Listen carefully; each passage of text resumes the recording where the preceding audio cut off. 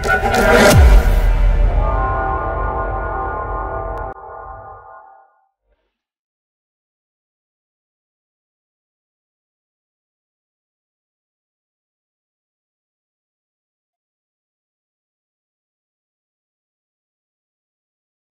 pagi, Shalom. Mari bersyukur, Tuhan Yesus baik. Terima kasih Bapak pada pagi hari ini, Tuhan. Kami mau menjadi tanah hati yang subur, yang siap untuk menerima kekuatan baru daripada Tuhan. Kami berdoa pada pagi hari ini, Tuhan. Kami mau sambut berkat-berkat Tuhan, memuji dan menyembah Engkau, meninggikan namamu. Mari saudara siapkan hati kita untuk menyembah, meninggikan nama Tuhan. Terima kasih Tuhan, Engkau sungguh baik dalam kami Tuhan. Bapak kami serahkan pagi ini ke dalam tangan-Mu. Engkau sungguh luar biasa Tuhan. Lebih lagi kami mau menyembah dan meninggikan Engkau Tuhan.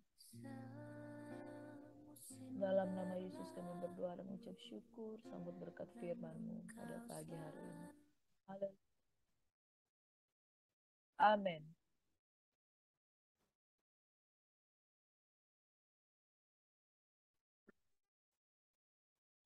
Mari sekali lagi kita mau pagi hari ini kita mengutamakan Tuhan.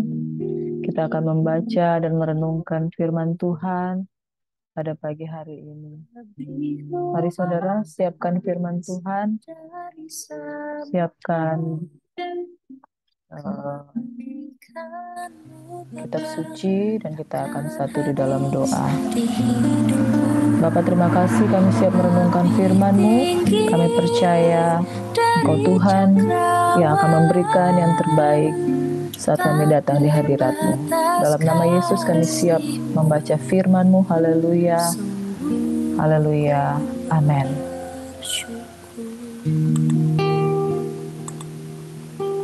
Mari saudara kita buka firman Tuhan yang terambil di dalam Filipi 4 ayat yang ke-19.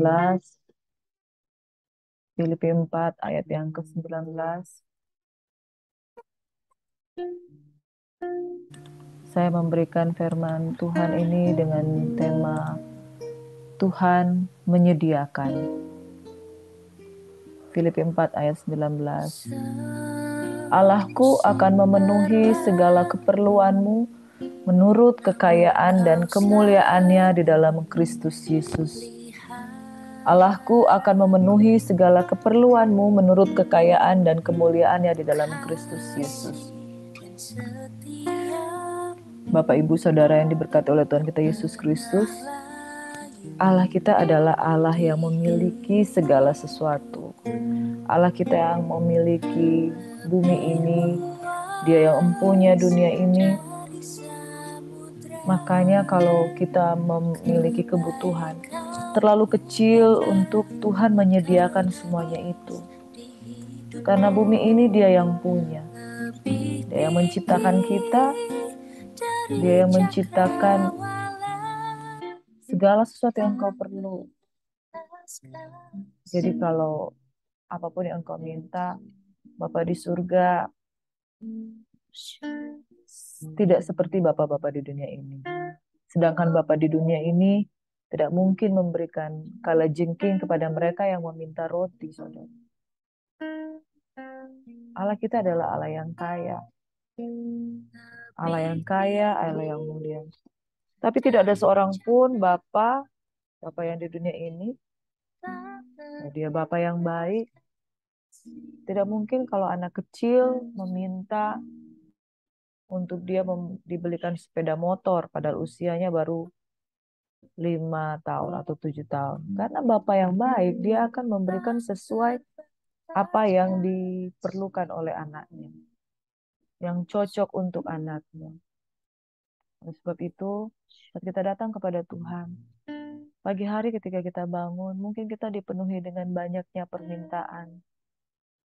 Namun saudara, kita harus tahu bahwa Tuhan tahu yang terbaik bagi kita. Tuhan tahu yang terbaik bagi kita, bukan sekedar apa yang kita perlukan, tetapi apa yang memang betul-betul penting di dalam kehidupan kita. Tuhan kita adalah Tuhan yang kaya, bukan Tuhan yang bukan Tuhan yang eh, bukan Tuhan yang tidak punya apa-apa, sehingga kita bisa berpikir kalau kita meminta sesuatu, Tuhan tidak punya. Tidak, saudara. Dia memiliki semuanya itu. Hanya saja kita perlu mengenal hati Tuhan. Dia adalah Tuhan yang baik. Dia akan memberi kita di dalam didikan. Dia akan memberi kita dengan kapasitas yang kita sanggup untuk menerimanya. Mari kita mau baca firman Tuhan lebih lagi, saudara yang diberkati.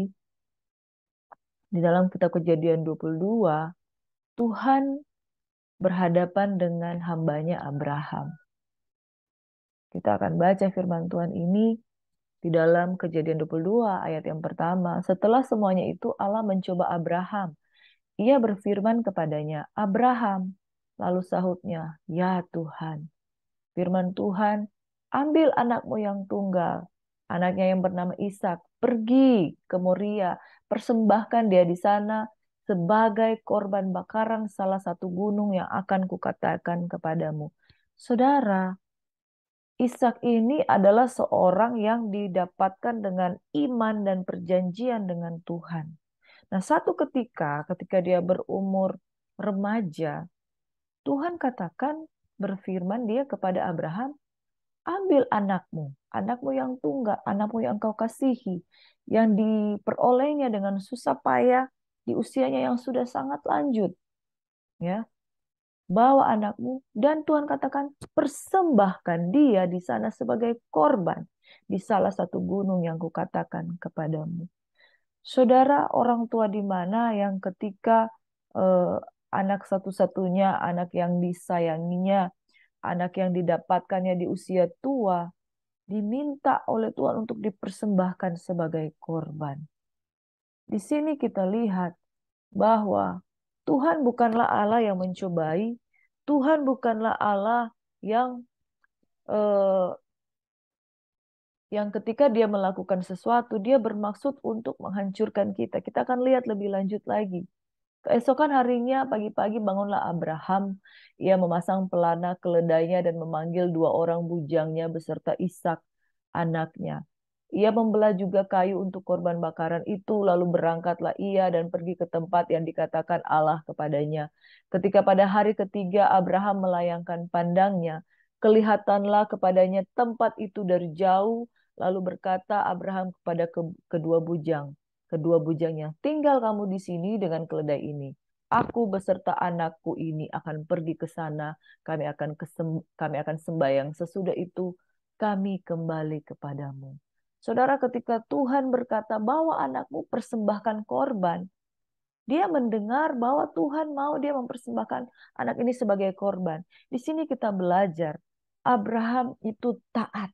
Yang pertama dia taat. Dan yang kedua dia percaya sepenuhnya kepada Tuhan. Dia tidak berkata, kenapa anak saya? Dia tidak bertanya, eh, kenapa anak saya mau dipersembahkan sebagai korban. Berbicara soal korban itu berbicara penyembelihan. Namun satu hal di sini selain Abraham taat, dia percaya. Dia percaya anak ini diberikan oleh Tuhan. Anak ini merupakan janji Tuhan kepadanya.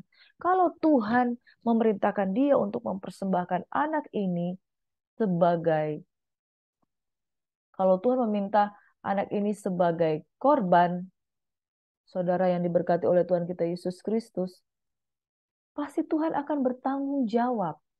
Ya, amin saudara. Pasti Tuhan akan bertanggung jawab. Ketika anak ini diminta untuk dipersembahkan sebagai korban, Abraham taat. Dan yang kedua, dia percaya.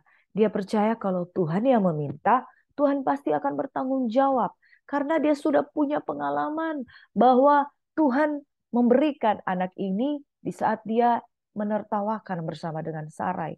Dan dia percaya, dia belajar percaya. Yang pertama taat saudara. Yang kedua dia percaya Tuhan tahu yang terbaik. Jadi kalau kita mau mengenal Tuhan sebagai Allah Jehovah Jireh, Tuhan yang menyediakan. Yang pertama kita harus belajar untuk taat. Taat kepada firman Tuhan. Yang kedua kita harus belajar percaya bahwa Tuhan tahu yang terbaik. Seorang anak yang meminta kepada bapaknya, dia tahu tidak mungkin bapaknya itu tidak akan memberikan yang terbaik. Bahkan bapaknya itu mengerti mana yang akan dia berikan kepada anaknya. Yang berikutnya saudara, ketika di dalam ayat 5, Abraham berkata kepada bujangnya, tinggallah kamu di sini dengan keledai ini, aku dan anak ini akan pergi ke sana. Dan dia katakan, kami akan sembahyang. Kami akan sembahyang dan sesudah itu kami kembali kepadamu. Dia tidak berkata sesudah itu saya akan kembali kepadamu. Tapi dia berkata kami akan kembali kepadamu. Jadi ada satu kepercayaan yang sangat besar. Tuhan saya tidak akan tinggalkan saya kok. Masa dia akan bunuh anak saya? Masa anak saya akan dipersembahkan sebagai korban? Saya percaya bahwa Tuhan Allah itu mampu untuk membuat kami eh, kembali lagi ke tempat ini. Ada satu keyakinan bahwa Tuhan akan turut bekerja di dalam kehidupannya. Ayat yang ke-6, Abraham tetap melakukan ketaatannya. Dia tidak menguji Tuhan, dia juga tidak memberikan hati yang tidak percaya. Lalu Abraham mengambil kayu untuk korban bakaran itu dan memikulkannya ke atas bahu Ishak anaknya, sedang di tangannya dibawanya api dan pisau. Dia taat, saudara. Kalau dikatakan engkau bawa anak ini sebagai persembahan, memang dia akan sembeli anak itu dengan satu keyakinan. Tuhan itu adalah Tuhan yang menguji hati. Dia Tuhan yang menguji hati, dia tahu iman Abraham ini tulus atau tidak. Dan Abraham melakukannya dengan tulus, itu sebabnya dia lulus dengan ujian ini. Ya, di tangannya, di bawahnya pisau, demikianlah keduanya berjalan bersama-sama. Lalu berkatalah Ishak kepada Abraham, ayahnya. Bapa, saud Abraham, ya anakku. Bertanyalah Ishak, di sini sudah ada api dan kayu, tetapi di manakah anak domba untuk korban bakaran itu? Amin, saudara. Ketika anaknya bertanya, seorang yang menggunakan hanya perasaannya, dia akan berkata, aduh kasihan, kita pe anak. Orang Manado bilang seperti itu ya. Aduh, anakku ini. Saya akan berpisah dengan dia sebentar lagi. Ya, saudara. Di sini dia letakkan kepercayaannya bukan pada perasaannya. Dia tidak letakkan kepercayaannya kepada Tuhan bukan karena perasaannya, saudara. Tapi pada satu keyakinan bahwa Tuhan adalah Tuhan yang menyediakan. Ada amin, saudara? Di dalam ayat yang ketujuh, Bapa, di sini ada api dan kayu, tapi di manakah anak domba untuk korban bakaran itu? Ketika anak ini bertanya-tanya, bisa saja dia mengalami keraguan dan dia mengalami down. Oh Tuhan, bagaimana ini? Apa perasaan saya sebagai seorang bapa? Tapi kita lihat bagaimana dia terus melanjutkan ketaatannya. Ayat 9, sesampai mereka di sana, di tempat Allah yang katakan padanya, Abraham mendirikan mezbah. Dia terus taat, dia terus melakukan. Dia tidak berhenti bertindak. Disusunnya api, diikatnya Ishak anaknya itu dan diletakkannya di mezbah itu, di atas kayu api. Saudara, proses iman kita untuk menuju pada ketaatan. Akal pikiran kita itu akan berjalan. Tetapi Tuhan itu akan terus melihat bagaimana kondisi hati kita. Dan Abraham membuktikan bahwa dia taat dan dia punya iman. Itu sebabnya dia dikatakan bapa orang beriman. Sesudah itu di ayat yang ke-10 Abraham mengulurkan tangannya. Dia sungguh-sungguh lalu mengambil pisau untuk menyembeli anaknya. Dan lihat saudara, pertolongan Tuhan tepat pada waktunya. Tetapi berserulah malaikat Tuhan dari langit kepadanya, Abraham, Abraham, sahutnya, ya Tuhan. Lalu ia berfirman, jangan bunuh anak itu, dan jangan kau apa-apakan dia, sebab telah ku tahu sekarang bahwa engkau takut akan Allah, dan engkau tidak segan-segan untuk menyerahkan anakmu yang tunggal kepadaku. Saudara, di sini ketika kita lihat, yang pertama kita belajar ketaatan Abraham, yang kedua kita belajar kepercayaan Abraham, yang ketiga, saudara, yang Tuhan lihat itu Abraham tidak segan-segan. Artinya di sini yang diuji adalah kesungguhan hati. Di dalam 2 Tawarik 16 ayat 9, mata Tuhan menjelajah seluruh bumi untuk mencari orang yang bersungguh-sungguh hati kepada Tuhan untuk melimpahkan kekuatannya kepada Dia. Jadi ketika kita dilihat taat, percaya, Tuhan melihat kesungguhan hati kita. Abraham ketika dia bertindak ada kesungguhan hati yang ada padanya sehingga itu diperhitungkan sebagai iman. Dia melihat bahwa Abraham tidak ragu sedikit pun untuk menyerahkan anaknya sebagai korban. Di sisi lain, dia melihat Abraham percaya dan Abraham bersungguh-sungguh ketika bertindak. Disitulah tangan Tuhan memilih untuk meluluskan dia. Jangan bunuh anak itu. Karena sekarang aku tahu engkau tidak segan. Artinya Abraham ada kesungguhan hati. Saudara, kalau engkau mau ikut Tuhan, jangan hanya karena kita mau meminta apa yang kita inginkan, lalu kita menjadi orang yang sebenarnya, mohon maaf, munafik. Kita hanya mencari Tuhan karena kita perlu. Kita hanya melakukan apa yang Tuhan mau karena supaya Tuhan memberikan apa yang kita inginkan. Sesudah itu kita mulai lalai untuk berdoa. Jangan kita hanya berdoa, apalagi beribadah ke gereja karena banyaknya kebutuhan yang kita inginkan. Tuhan melihat kesungguhan hati. Ayat yang ke-13, lalu Abraham menoleh dan melihat seekor domba jantan di belakangnya yang tanduknya tersangkut dalam belukar. Abraham mengambil domba itu, lalu mengorbankannya sebagai korban bakaran pengganti anaknya. Dan Abraham menamai tempat itu Tuhan menyediakan. Sebab itu sampai sekarang dikatakan orang, di atas gunung Tuhan akan disediakan. Jehovah Jireh, Tuhan kita adalah Tuhan yang menyediakan. Pada saat Tuhan berkata kepada Abraham, jangan bunuh anak itu, karena Tuhan sendiri sudah menyediakan rancangan yang terbaik di dalam kehidupan Abraham. Abraham melihat ada seekor domba jantan dan dia mempersembahkan domba jantan itu sebagai korban. Ini berbicara juga tentang kristologi, tentang bagaimana Kristus yang akan datang, tentang bagaimana anak domba yang Tuhan sediakan untuk menebus dosa kita, bukan oleh kuat dan gagah kita, saudara. Kalau kita boleh mampu hingga saat ini, ada Yesus Kristus yang memampukan kita untuk membuat kita melalui segala ujian dan pencobaan. Mungkin hari-hari ini engkau ada di dalam masa-masa yang sukar, engkau ada di dalam masa-masa yang penderitaan. Tapi tahukah kamu ketika engkau beriman sungguh-sungguh, taat, percaya, dan bersungguh hati kepada Tuhan, bukan engkau sendiri yang menanggung segala beban pergumulan permasalahanmu. Bukan engkau sendiri yang menanggung ujian yang ada. Tetapi ada satu pribadi yang sudah disediakan oleh Tuhan. Yaitu anak domba. Anak domba Paskah, saudara yang diberkati oleh Tuhan kita Yesus Kristus.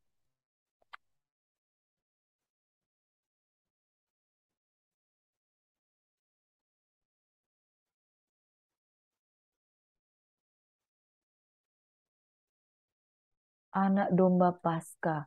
Dan anak domba Paskah ini adalah Yesus Kristus yang mati bagi kita. Yesus Kristus yang tersembelih bagi kita.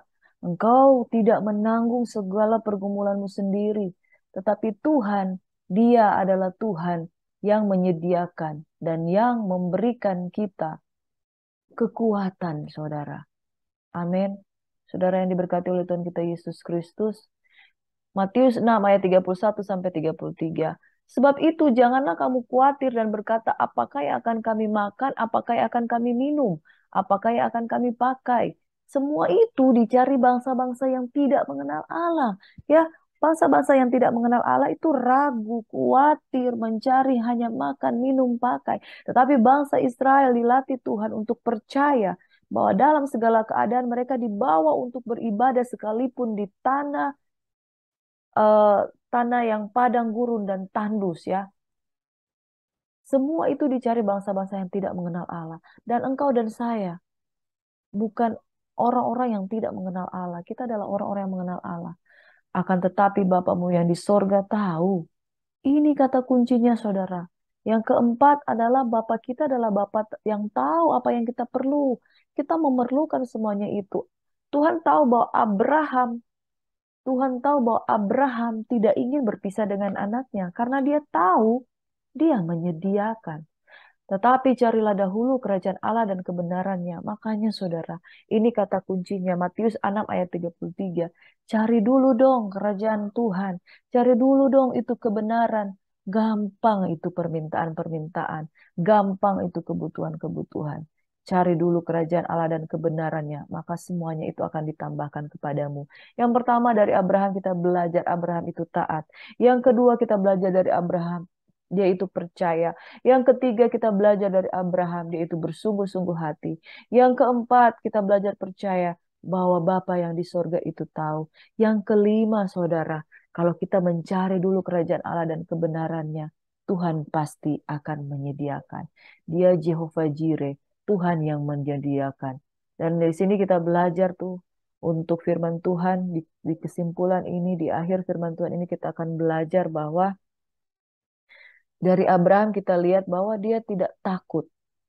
Dia tidak takut kalaupun Ishak ini akan diambil daripadanya. Nyawa itu kan manusia yang punya, saudara. Nyawa itu manusia yang punya. Kalau di bumi ini engkau ditanggungkan untuk mengalami yang nama pengujian, ya.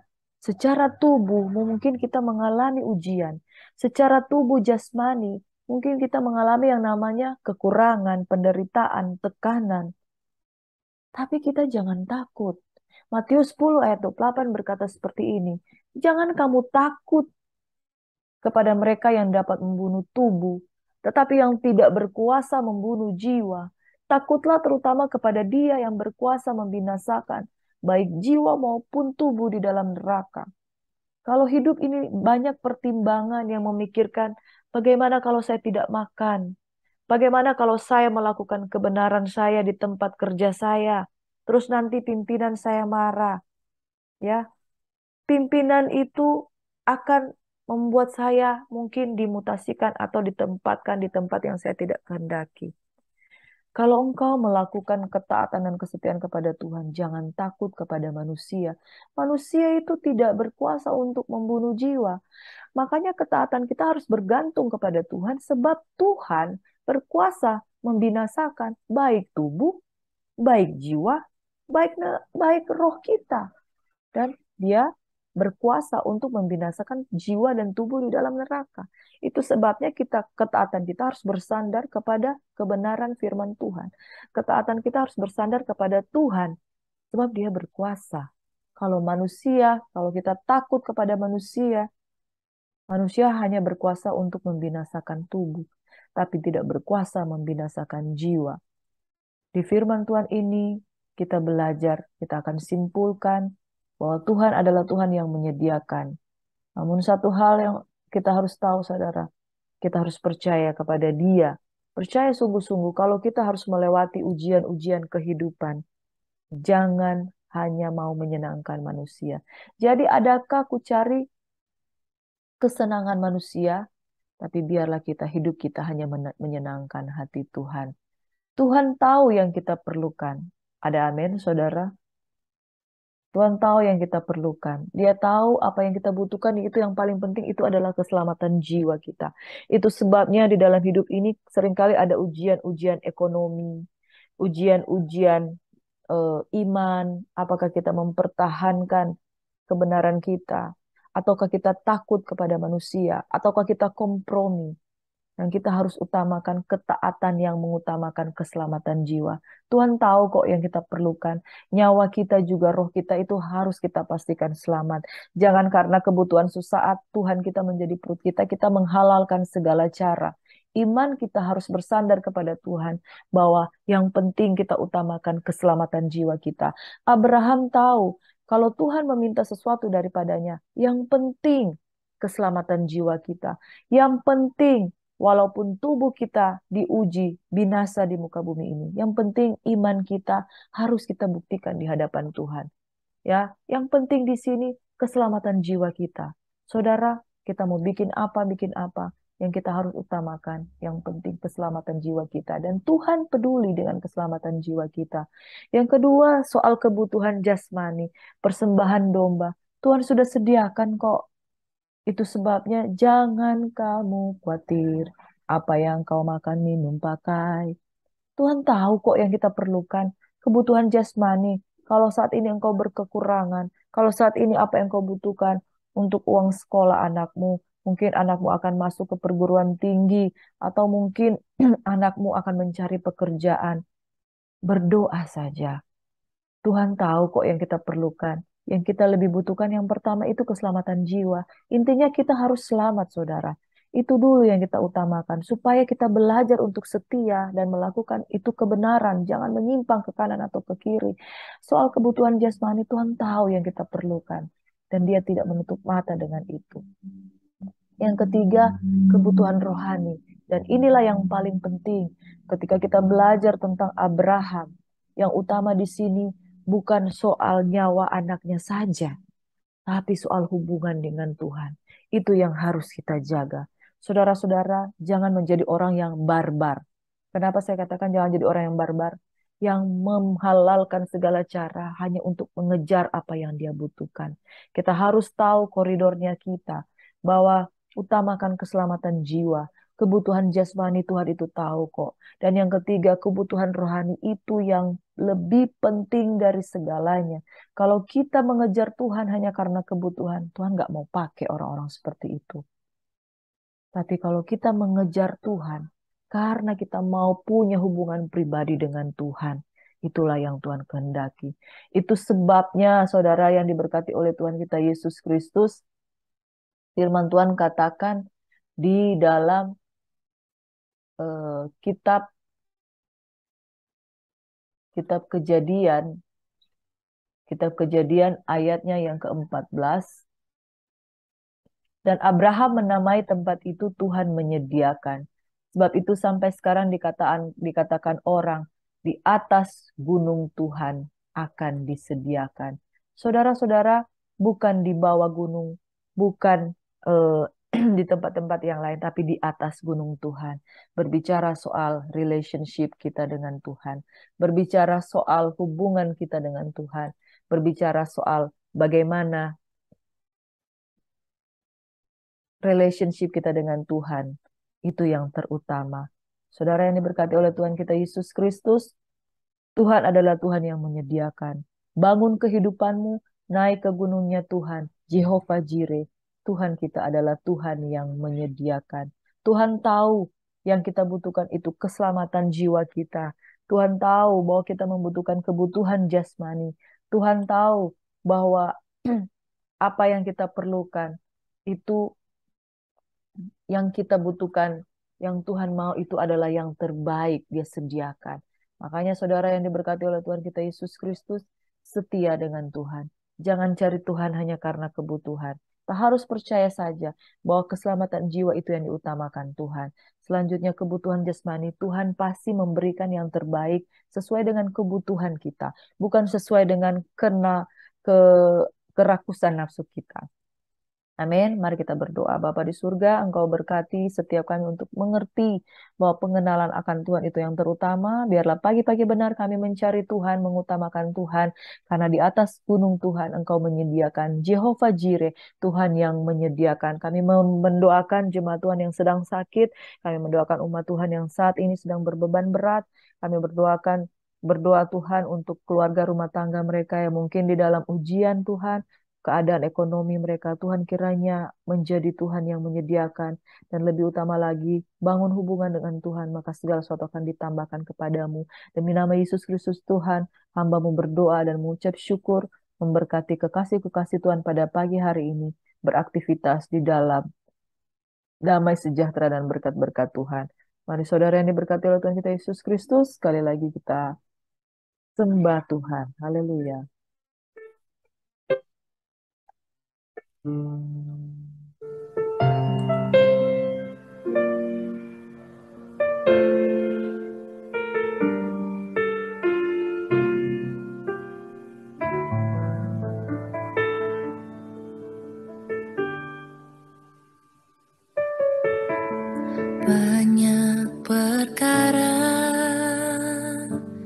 yang tak dapat ku mengerti.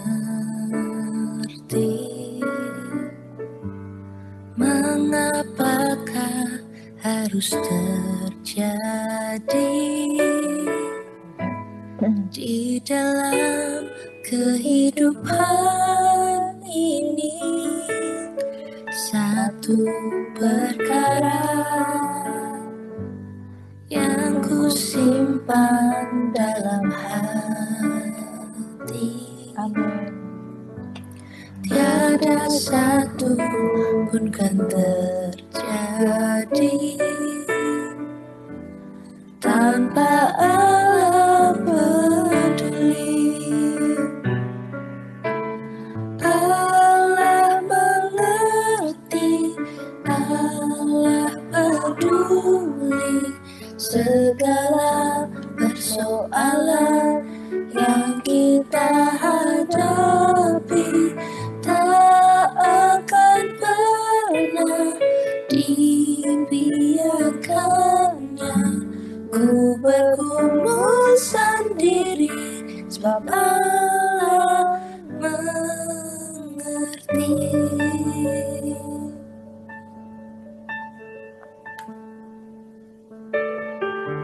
Banyak perkara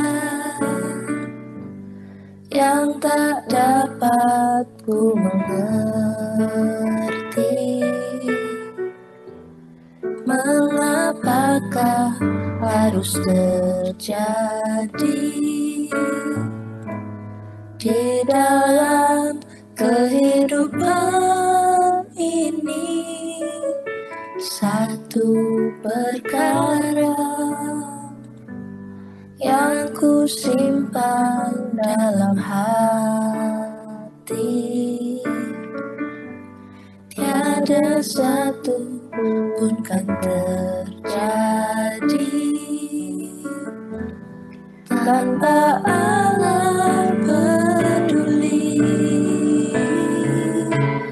Allah mengerti, Allah peduli segala persoalan yang kita hadapi. Tak akan pernah dibiarkannya ku bergumul sendiri, sebab Allah mengerti. Dia lebih tahu apa yang tepat untukmu. Dia lebih tahu apa yang terbaik untukmu.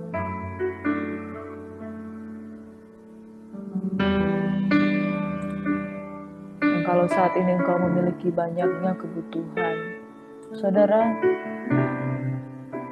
jangan cuma datang untuk meminta, tapi bangun hubungan dengan Tuhan.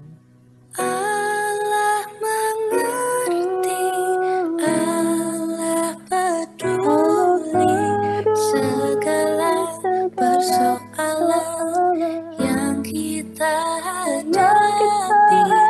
Tak akan pernah dibiarkannya ku bergumul sendiri, sebab Allah mengerti. Ku bergumul sendiri, sebab Allah mengerti.